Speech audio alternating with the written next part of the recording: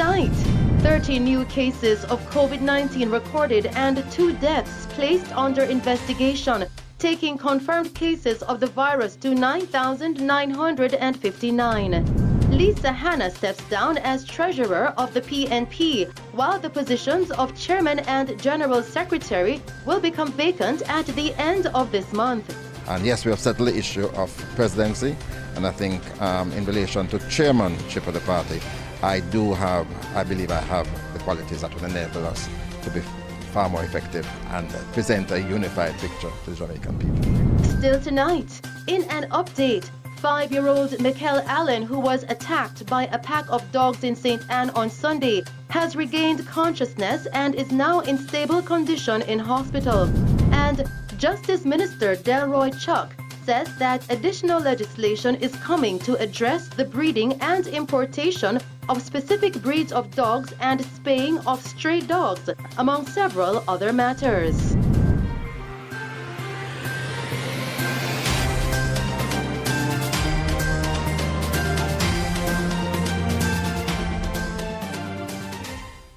Good evening.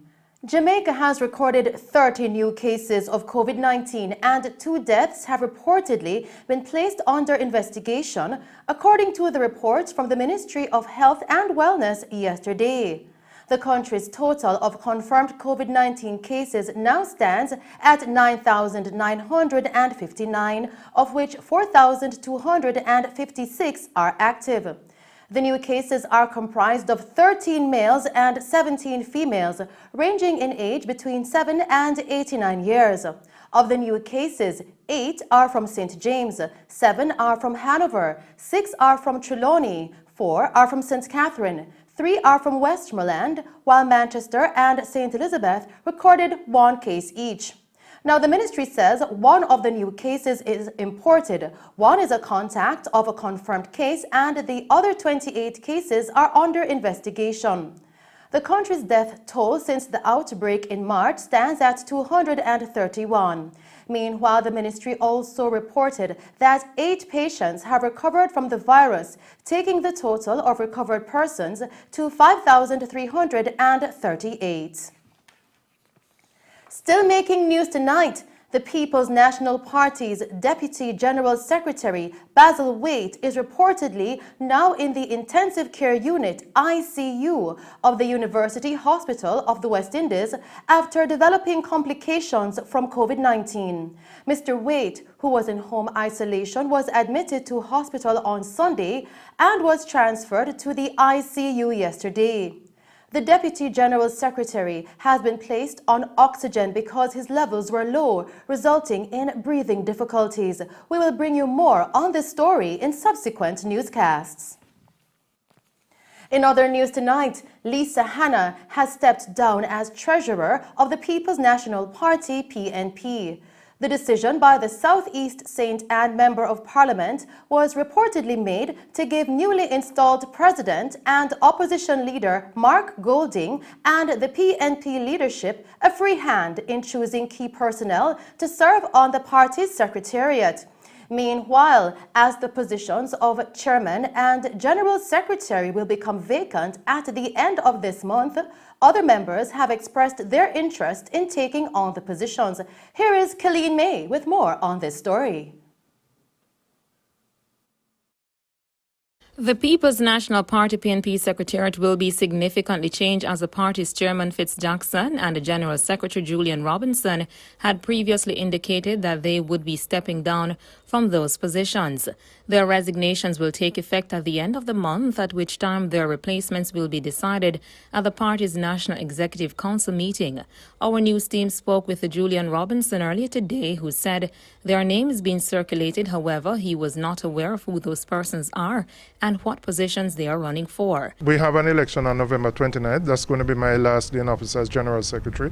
The chairman has already indicated he won't be seeking re-election. Nominations take place on the floor of the NEC. There are names that are being bandied around, but I don't know who will actually nominate.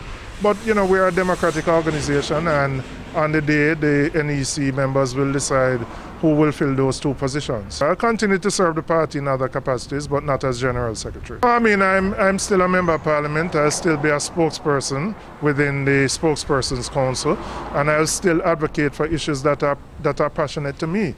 The issue of education, the issue of the digital divide are issues that are passionate to me, and I believe as a country we must pay great attention to it. So I'm not leaving politics by any stretch of the imagination, but I won't be involved as General Secretary going forward. Meanwhile, indications are that Southwest St. Andrew Member of Parliament Dr. Angela Brown-Burke has tipped to run for the position of PNP chairman, while Dr. Dayton Campbell is said to be running to replace Robinson as General Secretary. Member of Parliament for East Kingston and Port Royal Philip Paulwell indicated that he's vying for the position of party chairman, noting that he has the quality that is needed for the party to be far more effective.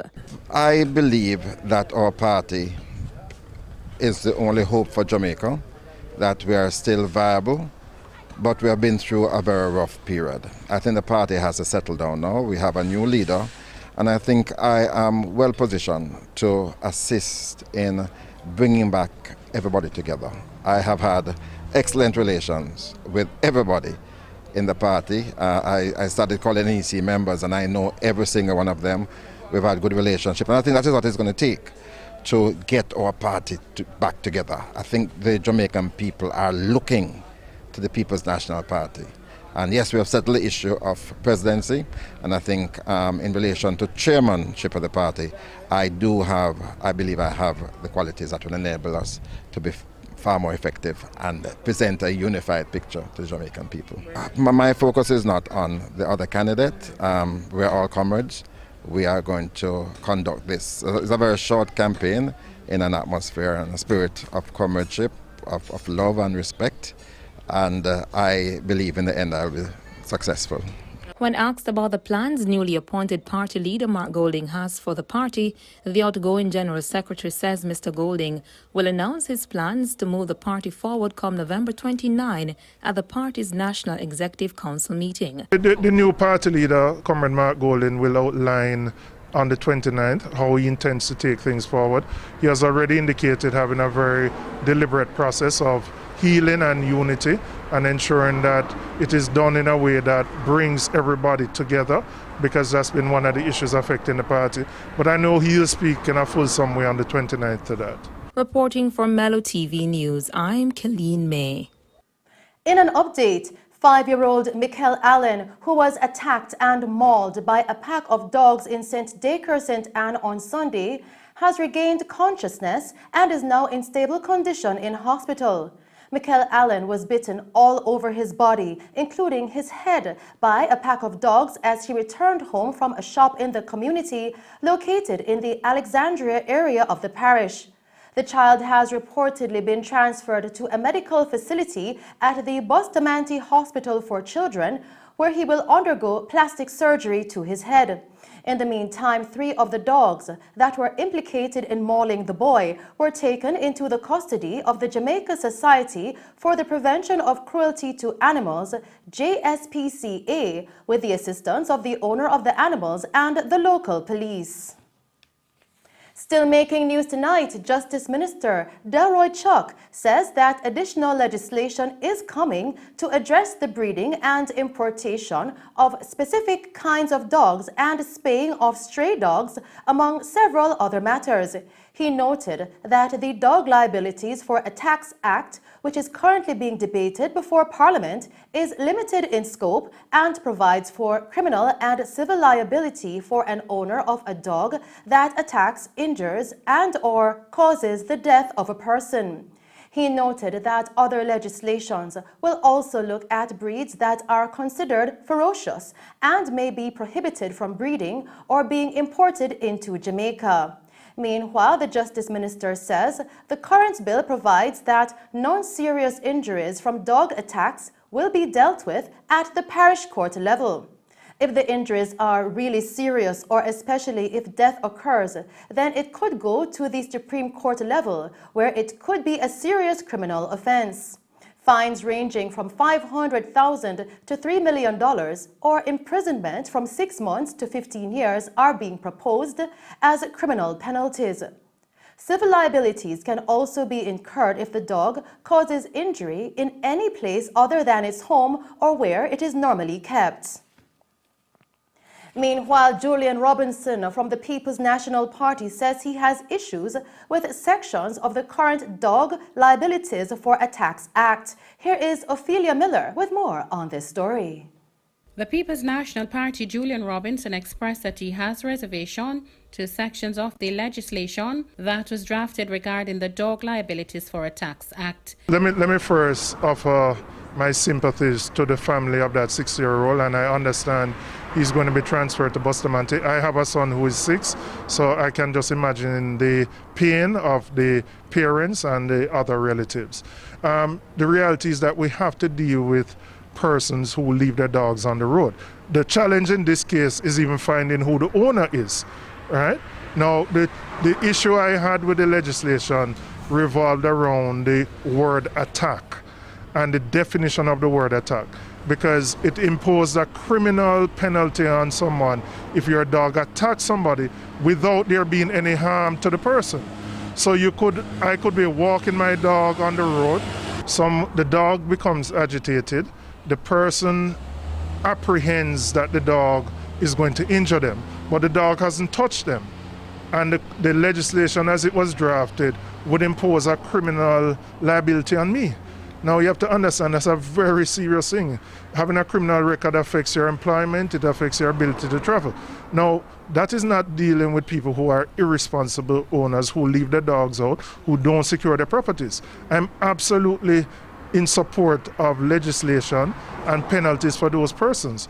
But I felt what was there was an overreach, right? And while I know there will be high emotions surrounding this particular issue, we have to ensure that the legislation is balanced and does not affect legitimate dog owners who are going about their business and who are responsible. Mr. Robinson pointed out that enforcement is critical with this and every legislation. Amendments have been proposed, and Minister Chuck has shared with us, based on the concerns we raise, some proposed amendments, and I think the amendments will pass in the lower house today and then be referred to the upper house. Again, with all legislation, we need enforcement. Enforcement is critical. We have a lot of stray dogs that need to be impounded, and legislation or not, that still needs to be done. And we do have to penalize irresponsible owners who leave their dogs out on the road or don't secure their properties that allows dogs to attack people. I'm Ophelia Miller reporting for Mello TV News. In news from the capital, officers assigned to the Denham Town Police Station today seized an RPK rifle along with several rounds of ammunition at Dreckett's Place in Tivoli Gardens, Kingston 16. Now, police reports are that at approximately 9 a.m., a team conducted a snap raid at the mentioned location where the rifle, a bipod stand, and 14 7.62 rounds of ammunition were taken from beneath a metal container. No one was arrested in connection with the find. And those are the stories making news. I return with a recap. We'll now take a break and then join Christopher Scott with sports.